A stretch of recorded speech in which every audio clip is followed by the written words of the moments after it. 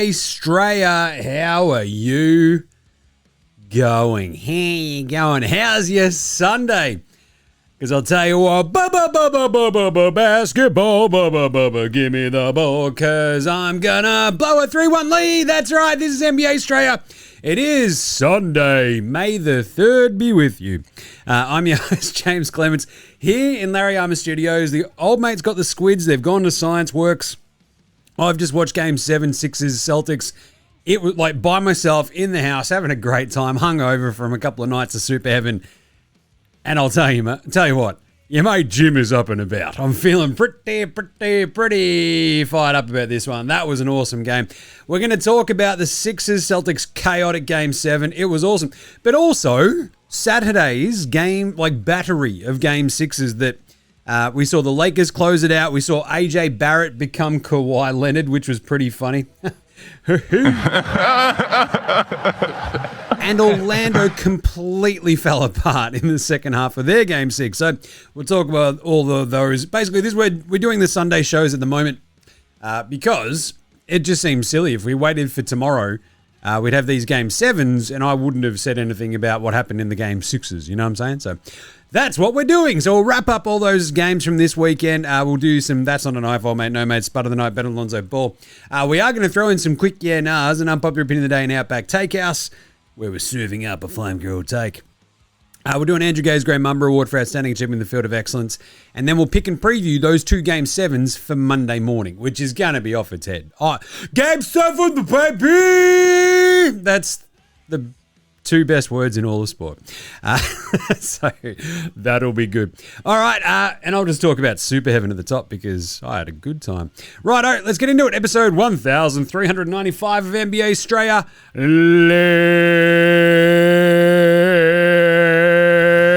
Let's go.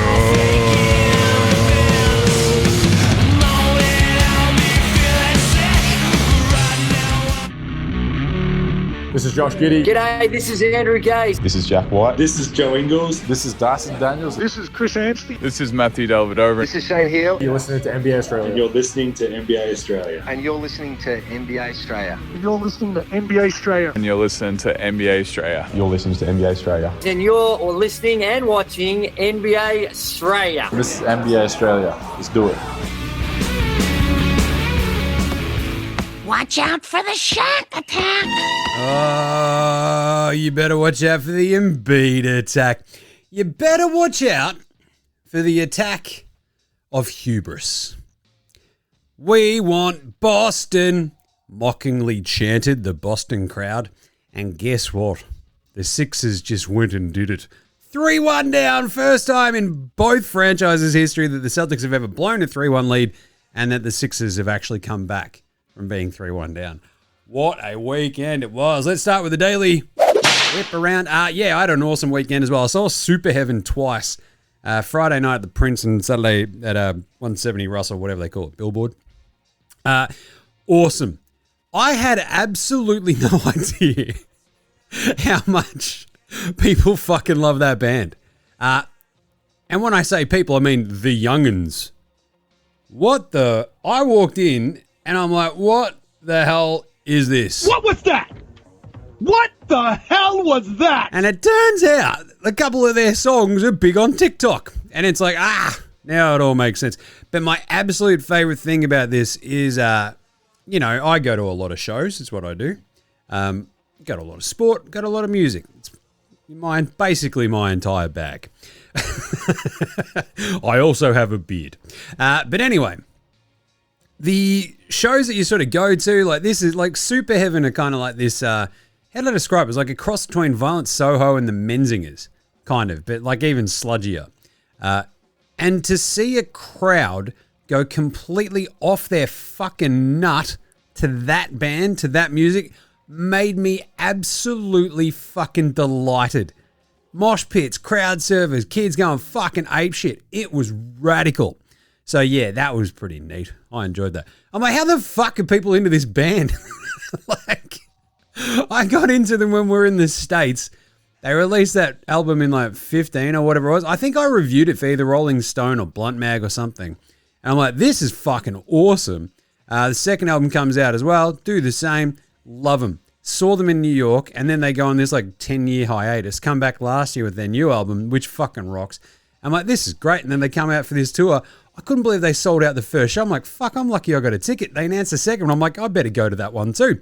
And thank fuck I did, because it was great. Super Heaven are awesome. If you're into that sort of, I don't know, kind of stonery, Soho-y, rocky sort of stuff, but it was just fucking awesome. I love them. Great shows. Absolutely great shows. I think last night's show, though, went for like 1 hour. It was fucked. And it was just packed. So, yeah. Anyway, good weekend for you, mate. Jim! Had fun. Also did a shit ton of work around the house, because I've just been, I don't know, with sort of bouncing back and forth up to B-Town with like all the stuff with our mate passing away and doing all this sort of stuff. Yeah. Had like the family thing as well in the afternoon. And you're just like, Jesus, I've got no time for anything. So anyway, there you go. That's been, and I was just watching basketball. And you're like, this is great.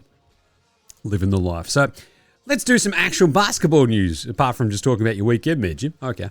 I'm also, what else? I'm going to see, what is it? I think Frank Turner and Bowling for Super this week. Deftones on Saturday as well. So, and then I'm going to the States in a couple of weeks. So it's going to be fun. Right. The actual basketball news. So today we had no Jason Tatum for your Game 7. It was like a little bit of, it felt like a bit of gamesmanship, I guess, because they were like, his knee was a bit sore and we're just not risking him. It's like, that's smart. We've seen time and time again, coming back from an injury, you pick up a minor injury and then that turns into another major injury, and pack her up, boys, you're done. I'm going to talk about this again later. But Joey Muzz changed the starting lineup pretty dramatically. And, it didn't work. So that was all necessitated by the no Jason Tatum. Franz Wagner, hello! We won't see him in Game 7 tomorrow either, which is a bit of a bummer. But it feels like, I don't know, the Magic, after how bad they were yesterday. One of my absolute obvious go-tos for talking about the Magic is they take their time in like readjusting to not having one of their dudes. And I don't know if it's going to be enough time for the Magic. Rabbits in China. So yeah, that's not going to be a great one.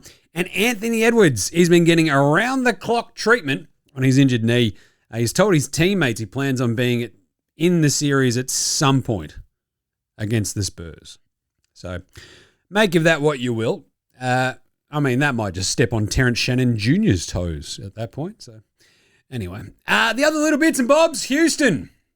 Obviously, they bow out on Saturday, and I do love a good, now they tell us story. American media absolutely just fucking delights in this sort of shit, where it's like, we can't write about it now because we're going to burn our sources. We're going to look like idiots. Then it all goes fucking pear-shaped, and then it's like, now I can say all the bad things that were going on. Apparently, the burner saga for KD, in a surprise to absolutely fucking no one, was a significant distraction. Oh, really? You reckon an all-time legend talking absolute shit about every single one of his fucking teammates behind their back on a burner, you reckon that might have sown a little bit of distrust? Fucking hell. I, for one, am shocked. But this is what you expect. It's Kevin Durant. He's shown exactly zero fucking leadership basically from the moment he left OKC. Right? Everywhere he's gone, it's never his fault. It's always a bit fucky. And his thing is like, hey man, I'm just here to hoop. How about you here to hoop and actually fucking show a bit of spine? Fuck me. Anyway, so he doesn't play in those games as well, but yeah, it was never resolved. He apparently never actually spoke to the team about whether or not those messages were his.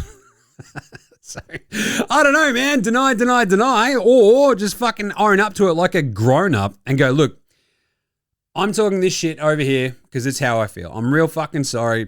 Alpy, look, I don't think you're a massive spud. Amen, I don't think you're a head case. All of you idiots, I don't think you're shit house, right? Talk it out. Anyway, so now the front office in Houston is just fucking kicking the tires and absolutely everybody. They're apparently, and this is like, I love this good reporting, they're going to talk about Kawhi. Giannis, Donnie Mitchell, Joel Embiid. I don't know about Embiid anymore, but because now they're in the second round. Giannis feels like the obvious go-to, but I don't know, because they do have a lot of significant assets, but I don't know. Kawhi be a fun fit. Just his entire fucking dearth of personality kind of fits that Rockets team, I think. Anyway, and the last little bit was Anthony Davis. I talked about this on Friday's show. I love a good, fucking vague reporting, vague posting.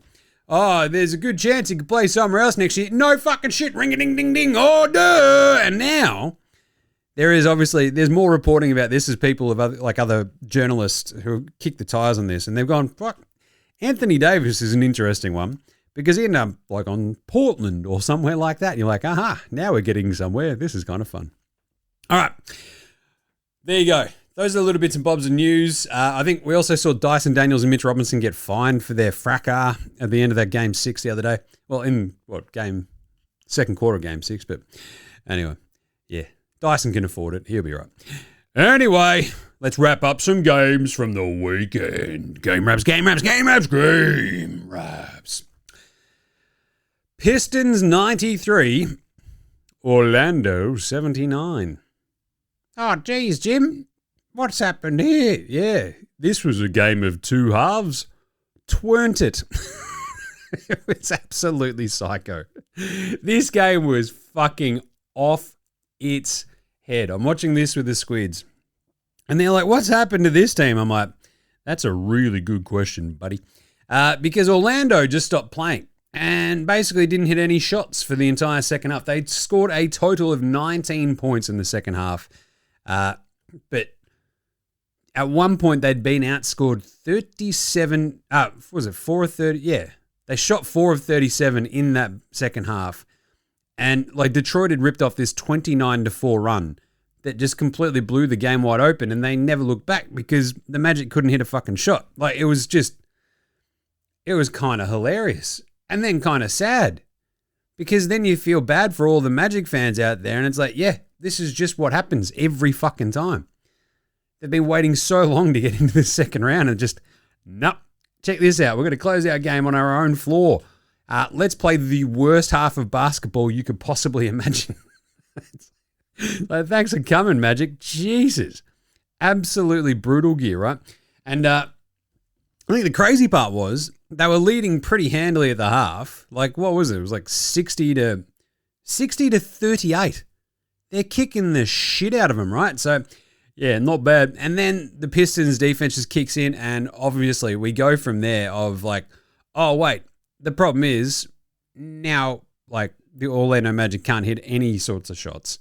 And the Pistons start just putting it all together. Cade was fantastic. And bang, off they go. We're going to Game 7, baby, but just because of sheer ineptitude from the Orlando Magic. Again, a tradition like no other. It was crazy. And so look, Suggs was absolutely horrible. They got the 32, 10, and 3 with 4 steals from Cade was fantastic, but they sort of just leaned on him and off he went. It was really good. Tobias Harris chucked in 22 in the end off 20 shots, but still very funny, very good. At some time, at some points you just have to laugh, don't you? They went 45 minutes of actual time before scoring, between scoring actual buckets. It was absolutely crazy. They missed 23 consecutive shots. 23, that's the most consecutive missed shots by a team in a playoff game ever. Well, in the play-by-play era. So that was absolutely nice. There's only two other teams that missed 20 straight. It was the 2001 Kings, look out, and the 2021 Yaz. Yeesh. Orlando, that was horrible. The craziest part is, I talked about this on Friday's show. Fool me once, shame on me. Fool me twice, shame on you. Fool me 3 times, go get fucked, Orlando. Right? And that's where we landed. So, Game 7 is going to be absolutely crazy and pretty funny. So, we'll see what happens. But Pistons, great win, forcing Game 7. 24 points down. Orlando, they could not have been colder. 8 points in that fourth quarter is just abysmal. They were down by 22 at the half, and they win by 14. Just absolutely crazy. First team to lose at home after leading by at least 24 points with a chance to win the series. Absolutely amazing. Then we had an even more insane, crazy finish to this game. Raptors 112. Cleveland 110. Oh, geez, Cleveland. Cleveland! overtime, it's just an arm, like back and forth deadlock. No one's doing anything. It's crazy. It's brutal. What's going on? And then we just get to the end of the overtime. And of course, RJ Barrett hits that stupid three. It bounces off the back iron, goes straight up, goes full Kawhi, just drops in. Absolutely absurd stuff. The crazy part was, like, Cleveland were down, fought back. You thought they were going to hold on. Toronto clamber back into it, force the overtime, and just, I don't know, there's just something really, really off about the Cavs and their decision-making. And then you have that moment of like, oh, yeah, that's right. I think I've seen that James Harden show before, right? James Harden in a big closeout game. Oh, how's this going to go? Yeah, not great. But Toronto were up. Cleveland fight all the way back in the fourth quarter, force the OT. And it was just like absolutely absurd. Like the fight back was awesome. Mobley's going off his head. They sort of get there. And the crazy part was they sort of basically kept hitting these moments where they tied up with that Mobley 2-point shot. And so rarely, and we saw it today with the Boston-Philly game, if you can't get your nose in front, it never bodes well for you winning the game. Tying it up, great, but you're expending that much energy that to actually win the game is really, really difficult. And then in the fourth quarter, they're sort of just like, well, in the overtime, they're just sort of running on fumes and sort of hitting this point where it's like, all right, but they'd sort of eked out like the lead. And you're like, it's going to happen. 110, 109. Oh, Lord. Because Jamal Shed misses the second free throw. So they're up 110, 109, which necessitates the RJ Barrett 3 and skadoosh. Off we go. RJ Barrett, Toronto hero. He wins them the game. They force game 7. It was psychotic. It was awesome. And I can't believe it happened in Toronto again. It's just chaos. 26 and 14 for Mobley, 24, 5 and 2 for Donnie Mitchell, 5 of 14 for 16 points and 4 turnovers for James Harden. He was a plus 11 in 44 minutes though, so credit where credit is due. I'll tell you what though, RJ was incredible, 24-9 with 5 turnovers but 3 assists, 14 assists, 25 points and 7 rebounds for Scoob.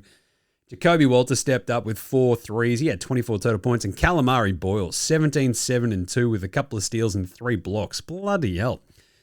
Awesome win for the Raptors to force a Game 7 back in Cleveland. Then we had the Lakers. The Lakers are going through to the second round, where they are going to be roadkill for the Oklahoma City Thunder. But it was still nice that they got there, wasn't it? Yes, Jim, it was. Because this Houston team just infuriated me. Like, basically all season. Lakers just took control. Like, I really was impressed by how the Lakers just closed this out, right? They just clamped them. The second quarter, they just sort of eked out the lead. And Houston just sort of folded. They just couldn't hit a shot. Houston, in the end, go 28 of 80. Now, I'm no math magician, but that's pretty fucking bad. They shot 5 of 28 from 3. Would Kevin Durant have helped? Likely. Would they probably have still lost this game? Also very likely. Because the Lakers were just fucking firing on all cylinders. LeBron was absolutely off his head, 28, 7, and 8. He had 16 rebounds for DeAndre Ayton. He had Rui absolutely going completely on en fuego, 5 of 7 from deep. Austin Reeves, obviously in his second game back, looked a little bit better as a starter. But Smart was solid on the defensive end. Couldn't hit a shot, but they just ground him into dust and never let them back into the game, which was really cool to see for the Lakers. Like, this is a closeout game. You're on the road. You were up 3-0. LeBron does not want to be the first team to ever blow a 3-0 lead in the NBA. And if they lose this, it's going to get real fucking hairy, right? Back in LA for a Game 7. So the way they close this out, the way that LeBron just went right and up, the old man just has got one more crack in him and off he goes. It was just really good. Like, Kennard still can't hit a fucking shot, and Reeves went 0 of 4 from deep. But the way they just strangulated them in the second quarter just fucking rocked Houston. They were 31, I think, at the half. And you're like, Jesus. So was it 31-49? Like, Yeah, that's a whomping. And Houston just don't have the horses offensively to sort of drag themselves back into this sort of game. And LeBron and the Lakers just, their defense is at least solid enough that they can keep you at arm's length when you've got a massive lead. And that's what they did. It was really impressive. Great job, Lakers. Through to the second round to take on OKC. So that's good. Still, I think the crazy part was I think the Lakers were underdogs in each of the 4 games that they won. It's the 4th team to do that in the first round in the last 20 years. And then the 5th happened today with Philly. So that's pretty cool. Speaking of which, Philly, Boston, 109-100. Wop, wop, wow. Now this was an insane game. No Tatum, so Joey Muzz goes, oh, bro, so what we're going to fucking do today? I watched the town, bro, and what I learned is that no matter the stakes, no matter the opposition against you, if you just fucking shoot some fucks, well, you can win. So he started Luka Garza, Baylor Shireman, and Ron Harper Jr. Now, if you were wondering, hey, Jim, what do they do in that game? The answer is not bloody much, right? So it wasn't quite the necessary shot in the arm that they needed. To be honest, it was pretty much the opposite because they were all not very good. The crucial thing was it let Philly dictate terms really early on, right out of the gate. Like they were up like 11 out of fucking nowhere. Like Boston didn't even score for like the first 3 minutes. And you're like, that's because you've got 2 offensive weapons on the floor and Philly understand that because they're not fucking idiots. Like Baylor Shireman's been very, very solid all year. I get it. He's been really good. Garza's a really good backup big, but I'm not starting him in a fucking game 7. Real simple. You got to where you are with Cater being your starting center. And I know that throughout this series it's been a little up and down. But game 7 is probably not the time to go, Luka Garza. We all know he's a little bit shit, but maybe it'll throw them off the... No, that's fucking dumb. I feel like the Ron Harper Jr. move, fine. I still feel like he was starting Sam Hauser out there as well next to Cater just to feed him some threes. He's like your best fucking shooter. He hit 3 or 6 from deep today when everybody else was missing fucking everything. Derek White was really good, obviously, but letting the Sixers get out to this quick start was crazy. They're up by 15 before you could fucking blink. They controlled the pace. They were playing through Embiid, playing through Maxey. They're just doing absolutely everything. I think the pace with which the Sixers were playing was just really, really, really like indicative of them playing with confidence, playing with the knowledge that they had Boston scrambling rather than the other way around. And once you have that sort of sense of confidence, it gets a little bit fucking easy to dictate terms. They get up by 15. It's like 30-15. And then Boston pull it all back because Hugo gets in there and just changes he doesn't hit any shots. He goes 0 of 3 because of course he would. But changes like the intensity and the speed of the game back towards Boston. He plays 13 minutes. He's a +3. In a game that they just never really controlled until that moment. They led 37-36. Like, Philly went fucking ice cold there for an absolute, eon. What was that? They scored, 4 points or 6 points while Boston scored, 22. And you're like, that's not great for Philly. The Garden's going absolutely off its head. And then there's this moment where you're like, all right, well, what can Philly do? How are they going to react? And they fought. They fought. They wrested control back from the Celtics in this game. Maxey got going. VJ was massive for them at that moment as well. Embiid was a monster in the entire first. He had 19, 5, and 5 with a couple of blocks in the first half. Was absolutely off his head. And then the Sixers just kept going. They're up 5 at the half, and then they blow it out to an 18-point lead in the third quarter. And you're like, that's, oh God, deathly quiet in the Garden. And then, of course, that fourth quarter kicks in, and we get the inevitable Boston run that you knew would happen. Embiid gets that flagrant, and it's suddenly back to a 4-point game. It's a 1-point game after the Jaylen Brown and one that he draws on PEDP. The place is going nuts again. Embiid just hits a massive 3, right back in their face. They're back up 4. Derek White hits another one, though. It's 95-94. We get some more free throws. It's still a 1-point game. There's that weird challenge on the Maxey layup, which was done. Like VJ touches the offensive basket, whatever.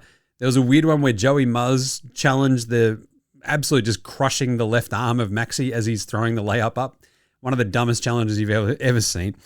But you get the awesome Jaylen Brown block on playoff P, PEDP. You've got missed threes from Brown and Embiid offsetting each other. Pritch misses another three, and you're like, oh, this is getting squirrely for the Celtics because they're missing these wide open threes. They're not being able to hit shots like all fucking night from downtown. But Derek White, he'd hit some, and you're like, that's good. He hasn't hit any all series. And then he sort of went back to doing that, didn't he? But I think there's 3 missed threes in a row that would have given the Celtics the lead. And this is one of NBA Straya's just fucking founding tenets. When you fought all the way, and this is exactly what happened with the Cavs, right? When you fight all the way back, and if you tie it, or if you don't get the lead, if you just don't get that lead to sort of just reaffix the other team's approach, right? From playing in front, or at least going, right, if we just score, we're back in front, we're all good. And it's like 101-98 after Maxey hits that just sick dicing through fucking everybody. Beautiful shot. Jaylen Brown has that like shove where he pushes Maxey into Joel Embiid's knee but misses the free throw jumper. And that's the game. Like Maxey hits another shot. It's like 1:12 left. It's a 5-point game, 103-98. Hauser's falling over. He's shooting sideways. His body's going the completely wrong. It looked like it was going to drop. It doesn't. They missed that. And then there's basically just no time left. There's 30.5 seconds left. Maxey misses a jumper. They missed back-to-back threes again, and that is all over Red Rover. Brown, then White, both off, both wide open. They missed them. And Maxey and Embiid at this point had 15 of the 17 points that the Sixers had scored in the fourth quarter. And that's it. It all just sort of limps to a close, 109-100. And the Sixers do it. Embiid's limping around because that's what Embiid does.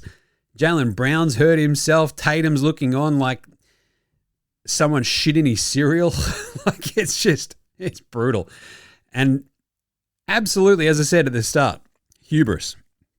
Going out with that starting lineup backfired spectacularly because I think this is it. We've seen all series that Nick Nurse knows who he's going to play, right? He's got 6 dudes. That's it. He's got 6 dudes. Basically, it's their starters and Q Grimes coming off the bench. They throw in Drummond there for a little bit. Justin Edwards runs around. Dominic Barlow runs in 2 minutes, right? Like just to give their dudes a little bit of a breather. But he knows he's got 6 guys. Joey Muzz has got no fucking clue who he's got. Starting Gaza is just chaos. He sits Vooch. Vooch just doesn't play at all. Cater comes off the bench, is extremely important, but keeps getting into foul trouble. Scheiman was a wild card throughout the sort of, season, the playoffs. You saw Hugo change the sort of tenor of the game. Walsh only gets out there for 5 minutes, but they play 10 dudes for like substantial minutes, apart from Jordan Walsh who played the 5 minutes. And Ron Harper Jr. who was like in and out and gone, right? So it's like suddenly paired back to like 8 dudes and you're like, but he still has no idea who the best guys are because Garza's played only 9 minutes across his stints. And you're like, Jesus Christ. They're down Tatum, I get it. But White has played like they're down to Derek White as well. Brown ends up with 33 points. He shoots 12 of 27, 3 of 9 on threes, 3 turnovers, 3 blocks, a minus 16, but was still, he emptied the clip. And you're sort of just waiting for that one little extra, like one of those big threes at the end would have absolutely changed the tenor of that game too. White has 26 points on 9 of 26 shooting. He goes 5 of 16 from 3. Was absolutely just smoking early. And then it all just went a little bit pear-shaped. The crazy part is none of the other starters scored. Not at all. They went 0 of 7. Between Garza, Harper Jr. and Scheiman, they went 0 of 7. The other weird one is that 2 other dudes on the bench didn't score. So Hugo doesn't score. Jordan Walsh doesn't score. So suddenly you've got 5 dudes who have actually scored any points. Hauser has 11. You got Cater with 17 and 12. Shoots 7 of 8. He was awesome. The turnaround jumper that he, like the fucking give him the dream shake was a bit weird. That was the one shot he missed, but still. 13 on 5 of 13 for Pritch. Pritch better have my money. 5 of 13 shooting, 2 of 7 from deep, 7 assists, 1 steal, 0 turnovers. But this is it.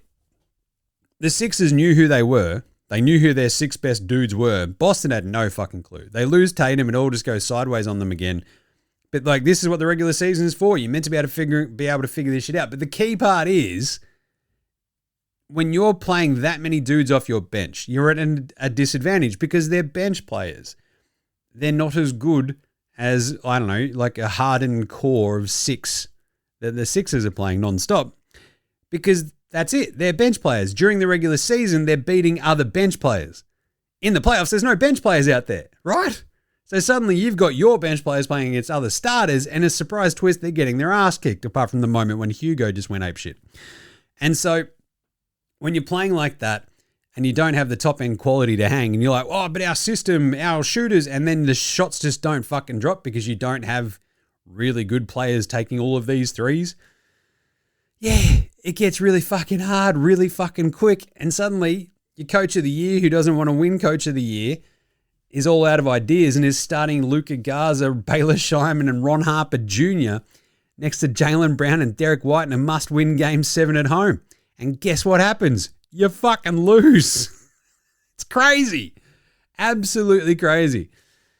I mean, would Anthony Simons have helped? Maybe.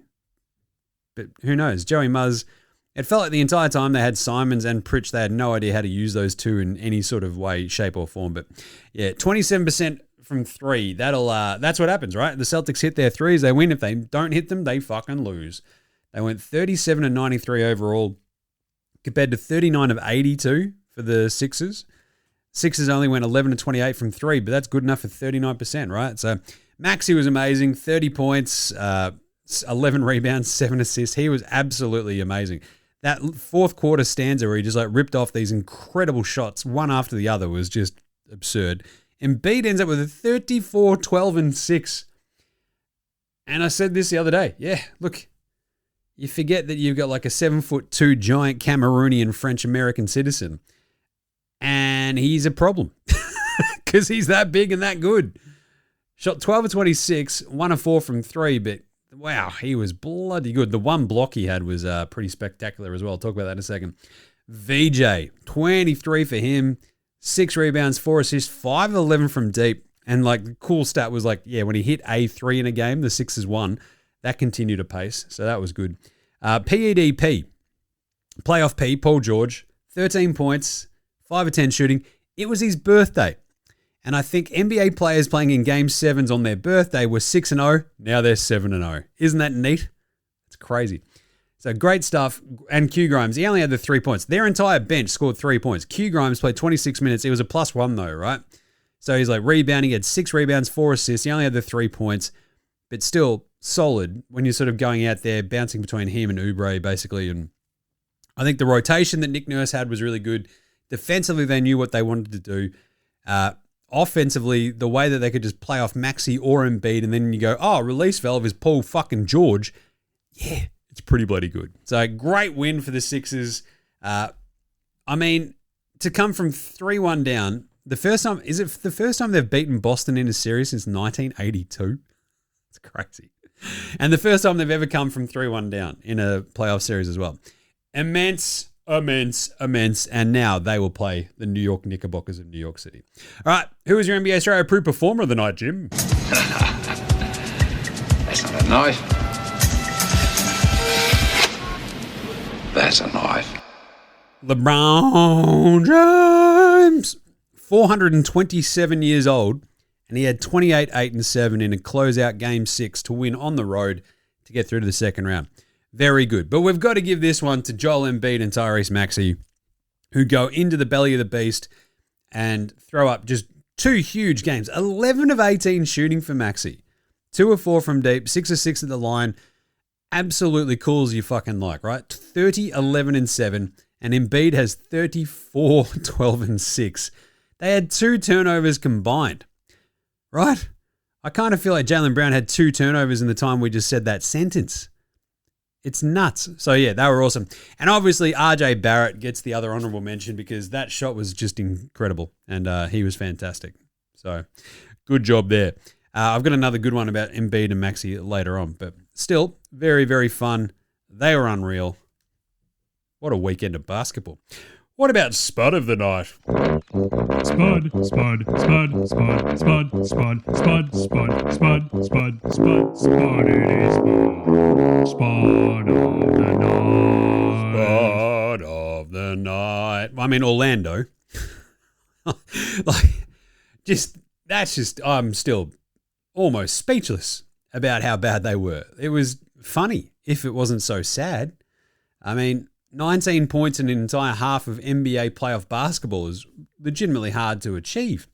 But it is achievable. If you dream it, you can achieve it. Because if you've got Jalen Suggs on your team, you too could shoot 1 of 10 from the floor. 1 of 10. That is, it's not great. He had 5 turnovers, 7 assists, shot 1 of 10 from the floor and 1 of 6 from 3. Now, Jalen Suggs, God bless his cotton socks. I've got a lot of time for Jalen Suggs, but he is now, in 2 games of this series, shot 2 of 23 across Game 4 and Game 6. This is some all-time Spud-worthy shit we're seeing. And in between, he went 4 of 9 in Game 5, but still incredible. 4 of 20 for Bala Bangara. Not very good either. Kind of funny, but yeah. Bit of a rough one, I'll tell you. And still, I mean, 4 of 20 is pretty crazy. Reed Shepherd went 4 of 19 for the Rockets the other day as well. You had the Duckman, Luke Kennard, run around for 29 minutes and have a decent game, but he shot 1 of 6. Still not ideal. Dennis Schroeder, I am drumming the rondo. After turning a game on his head, he also went 0 of 4 in that game yesterday. So, yeah, not great, man. Not great. It's pretty funny, though, I'll tell you. Jalen Suggs gets me. But, I mean, come on. It's the Celtics.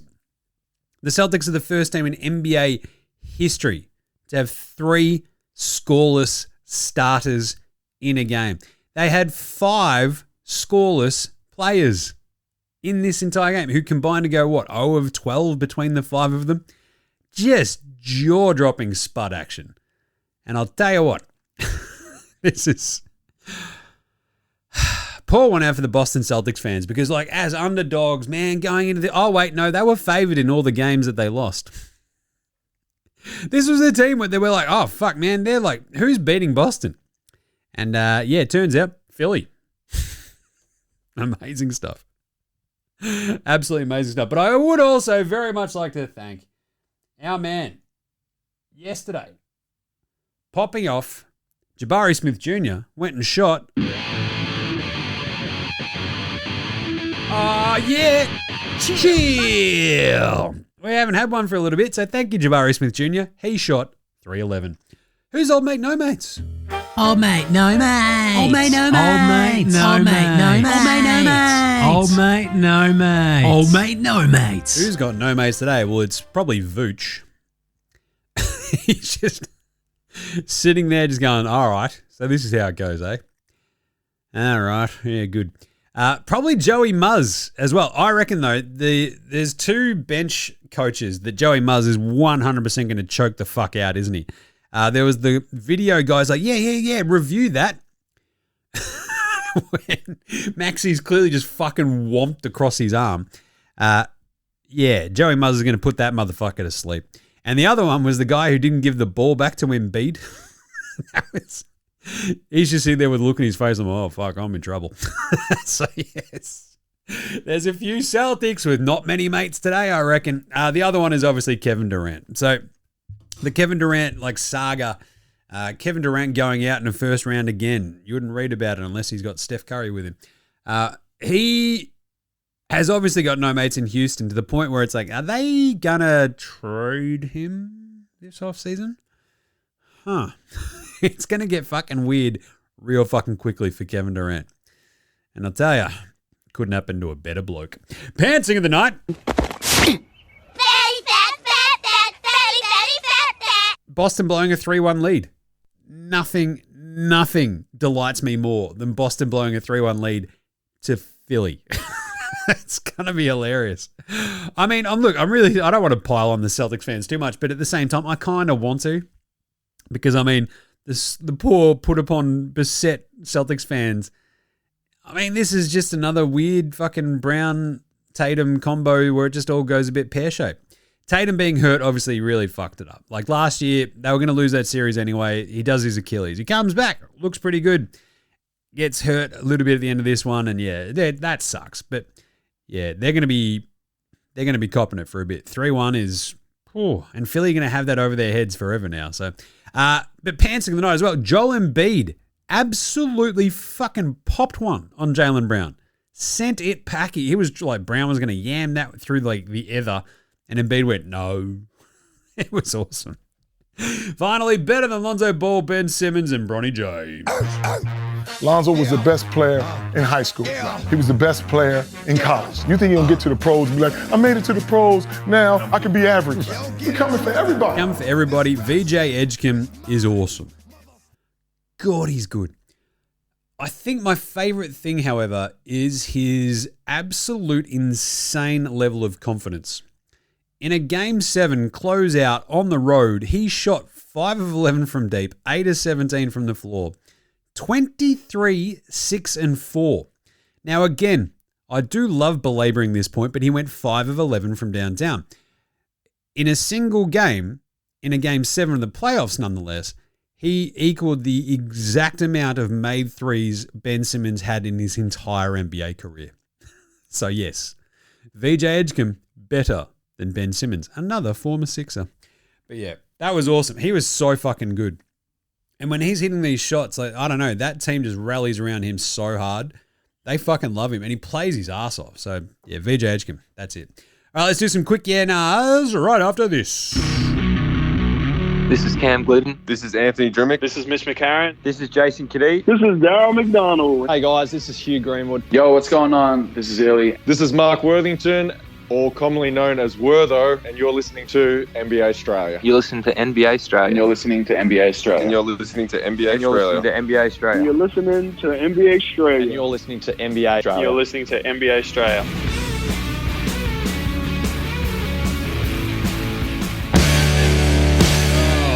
All right, let's do some yeah-nahs brought to you by you. That's right. Help support the show. You can buy us a tin, buy us a coffee. All you have to do is go to buymeacoffee.com/NBA Straya. Simple as that. The link is in our social bios as well, so go check that out. Oh, and in the show description. You get to join the Dead Set Legends Club if you do that, and also you help support the show and keep the lights on here. I'm here working on a Sunday. Come on. Gotta give your boy Jim a few props there. Buy us a tin. You also get really cool exclusive stuff. So we're still working on this month's, which is going to be really fun. But go check it out. buymeacoffee.com/NBA Straya. Right, let's do some yeah-nahs. I think we've got one from Davey B. I saw that email come through. There we go. Davey B. Hey, mate. Does Joel Embiid spend more time on the floor than squid number 2? Yeah, nah. It's close. It's really... So, squid number 2, I think... This is in reference to all squid number 2 does is beat the ever-living shit out of his older brother and just crash up, like, just ground and pound, get into the ground. Always get into the ground. Like, that's how you take out the bigger fellas, right? You get him onto the ground, it's all equal there. That's what the little one does. He's 3, and he's just going absolutely ham on the 7-year-old. So, Embiid is... The amount of times he got hurt in this game where you're like, is he done for the game, season, year, career? I don't know. That last one, though, when Maxey got pushed into him and he went over, that looked like it actually really hurt. So, yeah, Embiid on the ground is hilarious. And it's like, I've kind of missed this a little bit. You need that villain, that Suki Lala, who's always falling over, always flopping. He had a flop on Jaylen Brown in that game that was so egregious. You're like, come on. I mean, I kind of like... And even Jaylen Brown's like, dude, he's like 300 fucking pounds. How do you reckon I pushed him over? That's great. Yeah. It's just good to have him back, I guess. That's a good one. Thank you, Davey. Boo! What else we got? I think we had a good one from Danny D as well. I've got to find it. I think it was a related one about the Raptors. Let's have a look. There it is. So, Toronto rims are something else. Yeah. It's crazy. It's absolutely absurd that we got another just crazy drop-in bucket 3 to win a series. It was just or not a win a series, win a playoff game. Obviously, the way that Kawhi won the series, and just absurd. But the playoff rims are off their head. He also had, Raps Cavs series hasn't actually started yet. Hopefully it starts next game and the road team wins. I mean, this is, the series doesn't start till someone loses at home. Well, I guess we just haven't started this series at all, have we? What happens if Cleveland win this game? The series has just never started, but it's also over? It's one of the stupidest sayings, isn't it? So, to revisit the one from the other day, hold up. Can Philly actually win this game? And I said the other day, yeah, they could. Will they? I didn't think they would. We still took Philly, I think, at the line, so that was good. But I guess, so the reason and how they beat Boston is purely, probably better coaching, better players, Tatum being out, and executing. The defense was amazing all series. The thing is, I guess, can they beat New York? Yeah, nah. They could, because that defense is fantastic. We know those crowds are going to be psycho, but the problem is the New York crowd that's going to be like almost fitty down there in Philly as well. So they're going to have 7 home games of the Knicks. They went 2-2 in the regular season, but this is it. Philly's regular season results a lot of the time don't really mean too much because it's either without Embiid or without Maxey or without Paul George and shit like that. So it's a bit of a tough one. But if you look at them, and we'll do the matchups, we're going to go through all of the round 2 matchups after the games tomorrow, right? So on tomorrow's show, the Monday afternoon show, because we'll have those 2 game 7s tomorrow morning. And then we'll go through all the 4 remaining playoff series and make our predictions, etc. But the Knicks, with Kat there, Brunson, and 2 wings that you can sort of throw at VJ and Paul George, it does feel like the Knicks are kind of like pretty well suited to match up against this Sixers team in their current edition. So I feel like the Knicks might just have a bit of an edge. But fuck, the way Philly are playing, who knows? So we'll leave that one for tomorrow's show. The other one is, hang on, do the Knicks suddenly have a really decent chance of making the finals? Yes. Yes, they do. Boston fucking imploding. Suddenly you got this Knicks team that's got 6 dudes. Embiid, he's already got a sore knee because of course he does. The Knicks are going to be like, fuck, we better not blow this like we blew it last year. Like, I don't know if there's an indie floating around between Cavs-Raptors, Toronto, Orlando. Maybe it's Orlando, but I still feel like the Knicks would be favored against pretty much any of those teams. Detroit's always going to give them a bit of a problem, but yeah, the Knicks are going to be feeling pretty good. The other one was AD in Portland. Do you like that idea, Jim? Yeah, nah. Kind of. Right? The problem is, like, what you're going to give up for him and, what are you sending back to Washington, I guess. Right, unpopular opinion of the day. Now look at me, please. Look at me. Look at me. Look at me. Hang on. How about Jaylen Brown for Anthony Davis? Oh, look out. Do you reckon Anthony Davis, after he didn't want to go to Boston initially, do you reckon he softened his stance a little bit after being in Washington for like 4 months? He's like, this place fucking sucks. He's like, maybe Boston isn't too bad. How about Giannis to Boston for Jaylen Brown?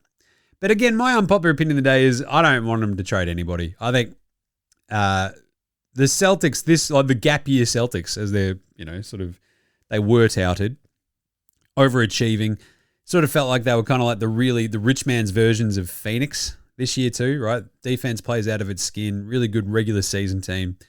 Just because their depth is super duper solid. And other teams don't have that depth. Suddenly their benches are being outplayed all the time and boom, you've got like a lot of regular season wins and then it gets to the playoffs, it all gets a bit fucking harder. I still think you keep the pair of Jaylen Brown and Tatum, but I'll tell you what, I was a bit worried how shit Jaylen Brown has been in this playoff series when Tatum was playing. That's a bit of a worry. But they need to do something. Like Cater is solid, pretty good. White just turning into a massive spud this series is fucking brutal. But they've got to figure out something else down there. Because again, I think just that one extra quality, shot maker, shot creator. Pritchard was all right. Hauser, fine. But the Gaza spot always felt like Gaza. I don't think Gaza's that good. Shyman, a little bit of a wild card. Hugo, a little bit of a wild card, but they're all very young, and I don't know. But I still think Brad Stevens will probably figure it out. But by the same token, the Vooch trade didn't really help things match, did it? Anyway, Outback Takehouse. What do we reckon? Oh, this is good. It's Sunday at Outback, and you know what that means? A fucking Sunday roast. Shut up and eat it. It's just like what your grandma used to tell you. And that's what we'll get. We're going to get a bunch of grandmas to serve you some fucking awesome Sunday roasts. Only at Outback. They're going to fucking take a wooden spoon to you as well. Today's Flame Grilled take is Joey Muzz through that series to teach the Celtics a lesson. Only at Outback. Oh, bro, you need to know what losing feels like. Losing in heartbreaking Game 7s. This is the most teachable moment we will ever have in our lives, and I'm not going to let that opportunity slip. We are definitely going to lose this game, and we will grow from it. I don't know, maybe just win the game, but here we are. That's what Joey Muzz did. He threw that game to teach them a lesson. Only at Outback. That's it. I think there's no Aussie catch-ups, I think, because I don't think we got anything out of the Toronto-Cleveland game, and obviously Joe Ingles is resting up to take on the Spurs, but I'm pretty sure Proctor, did not play coach's decision on Saturday, so there you go. So let's have a look at these games. Oh, the Andrew Gaze Great Mumber Award. I'm going to do that. It's the first annual Andrew Gaze Great Mumba. Outstanding achievement here.